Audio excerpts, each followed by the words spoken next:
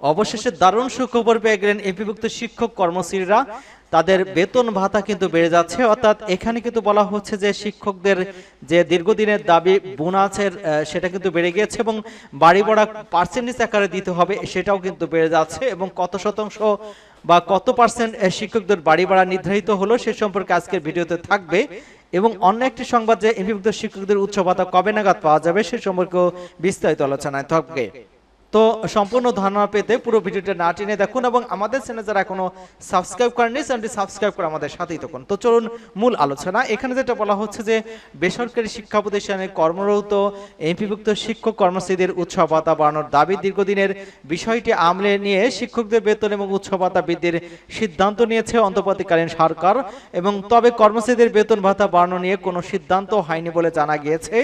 পরিকল্পনা মন্ত্রণালয় এবং অর্থ মন্ত্রণালয় সূত্রে জানা গিয়েছে আগামী অর্থাৎ 2025-26 অর্থ বছরের বাজেটে শিক্ষকদের বেতন ভাতা বাড়ানোর বিষয়টি চূড়ান্ত করা হয়েছে। বেতন ভাতা কতটুকু বাড়ছে সে বিষয়ে স্পষ্ট কোনো বার্তা না পাওয়া গেলেও উৎসব ভাতা 50% থাকছে, অর্থাৎ চলতি অর্থ বছরে যে উৎসব ভাতা পাবেন শিক্ষকরা সেটি আগামী অর্থ বছরও পাবেন। নাম প্রকাশ না করার সত্ত্বেও অর্থ মন্ত্রণালয়ের এক কর্মকর্তা দ্য ডেইলি ক্যাম্পাসকে বলেছেন শিক্ষকরা এখন থেকে মূল বেতনের 50% উৎসব ভাতা পাবেন, এটি আগামী অর্থ বছরের জন্য প্রযোজ্য হবে। এছাড়া তাদের বেতনও বৃদ্ধি করা হচ্ছে, এ বিষয়ে সরকারের পক্ষ থেকে অর্থ বরাদ্দ দেওয়া হয়েছে। বেতন কতটুকু বৃদ্ধি হবে সেই বিষয়ে কোনো নির্দেশনা দেওয়া হয়নি, তবে মূল বেতনের 10 থেকে 20% বেতন বৃদ্ধি পেতে পারে সরকার শিক্ষকদের। এখানে স্পষ্ট ভাষায় বলে দেওয়া হয়েছে যে আপনারা দেখতে পাচ্ছেন 10 থেকে 20% বেতন বা ভাতা বা বাড়ি ভাড়া বৃদ্ধি পেতে পারে শিক্ষকদের। এবং কর্মচারীদের বেতন ভাতা বৃদ্ধি সম্পর্কে জানতে চাইলে অর্থ বিভাগের বাজেট শাখার কর্মকর্তা জানান যে চলতি কিংবা আগামী অর্থ বছরের কর্মচারীদের উৎসব ভাতা বাড়ছে না, বেতন বাড়বে কিনা সে বিষয়ে স্পষ্ট করে কোনো নির্দেশনা এখনো পাওয়া যায়নি, ফলে ধরে নেওয়া যায় যে বেতনও তাদের বাড়ছে না। এর আগে গত 18 মে শেরেবাংলা নগরে জাতীয় অর্থনৈতিক পরিষদের সভা শেষে পরিকল্পনা উপদেষ্টা এবং সাবেক যে শিক্ষামন্ত্রী ছিলেন ওয়াহিদ্দিন মাহমুদ তিনি জানিয়েছেন শিক্ষকদের বেতন ভাতা বাড়ানো হবে, পাশাপাশি 5 থেকে 6 বছরের অবসর কল্যাণ ভাতা বকেয়া আছে সেগুলো মেটানো হবে, এজন্য আসছে বাজেট পরিচালন ব্যয় বাড়বে।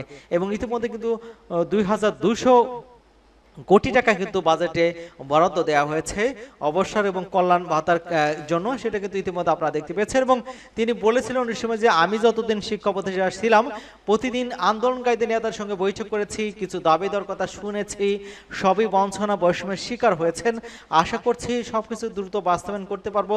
শিক্ষা খাতে উন্নয়ন বাজেট নজর দেওয়া হবে, স্কুলের সমস্যা আছে, বাচ্চাদের স্কুলে অনেক সমস্যা হচ্ছে, আমরা পরিচালনা বাজেট বেশি রাখবো এবং শিক্ষকদের সুযোগ সুবিধা দেওয়া হবে, বাজেটে শিক্ষকদের সুযোগ সুবিধা বৃদ্ধি করা হবে জানিয়ে ওয়াহিদ্দিন মাহমুদ বলেছেন আমি যতদিন শিক্ষা প্রতিষ্ঠানে ছিলাম ততদিন আন্দোলনকারীদের নেতাদের সঙ্গে বৈঠক করেছি, কিছু দাবি দেওয়ার কথা শুনেছি, সবই বঞ্চনা এবং বৈষম্যের শিকার হয়েছে। এবং তিনি এটাও বলেছেন যে মাধ্যমিক স্তর সবচেয়ে বেশি অবহেলিত, এই ওয়াহিদ্দিন মাহমুদ কিন্তু তিনি বলেছিলেন। এবং তারই পরিপ্রেক্ষিতে কিন্তু ইতিমধ্যে বেতন বিশেষ করে বাড়ি ভাড়া এবং মেডিকেল ভাতা বাড়ছে এমনটা কিন্তু জানিয়েছেন। এবং শ্রীরান্তি বিনোদন নামে একটা ভাতা দেওয়ার পরিকল্পনা সরকার রয়েছে এমনটা কিন্তু তিনি বলেছিলেন।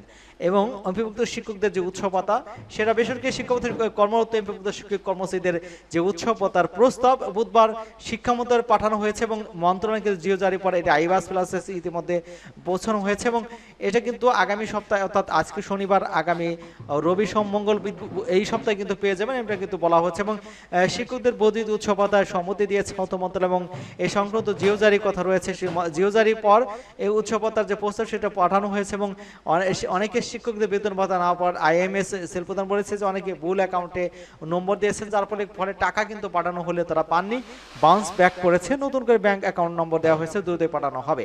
উল্লেখ্য এমপিভুক্ত শিক্ষক বেসরকারি স্কুল কলেজের মাদ্রাসা এবং কারিগরি শিক্ষা প্রতিষ্ঠানে কর্মরত শিক্ষকদের 400 উৎসব ভাতা বাড়ানো হয়েছে, তবে কর্মচারীদের উৎসব ভাতা বাড়ানো হয়নি। এবং সেই সম্পর্কে কিন্তু কর্মচারীরা নাকশ হয়েছেন। এবং সমৃদ্ধিপুরতে বলা হয়েছে যে শিক্ষামন্ত্রীর আওতাধীন মাধ্যমিক উচ্চ শিক্ষা বিভাগ, কারিগরি মাদ্রাসা বিভাগে কর্মরত এমপিভুক্ত শিক্ষকদের উৎসব ভাতা নিম্নোক্ত শর্তাদি পালন সাপেক্ষে সরকার অংশের 1 মাসের মূল বেতনের 25% থেকে বাড়িয়ে 50% নির্ধারণ করা হয়েছে। এবং ইতিমধ্যে কিন্তু মাদ্রাসা টাকার কিন্তু সেটা ব্যাংকে পৌঁছে গিয়েছে এবং তারা কিন্তু টাকা দ্রুত জমায় তুলতে পারবেন এমনটা কিন্তু বলা হচ্ছে। এবং স্কুলের টাকাও দ্রুত পেয়ে যাবেন এমনটা কিন্তু ধারণা করা হচ্ছে। এই ছিল আজকের সংবাদের সর্বশেষ হাতে পাওয়া সংবাদ। সকলকে ধন্যবাদ জানাচ্ছি এবং আমাদের চ্যানেলকে যারা এখনো সাবস্ক্রাইব করেননি চ্যানেলটি সাবস্ক্রাইব করে আমাদের সাথেই থাকুন। ধন্যবাদ সকলকে আবারও।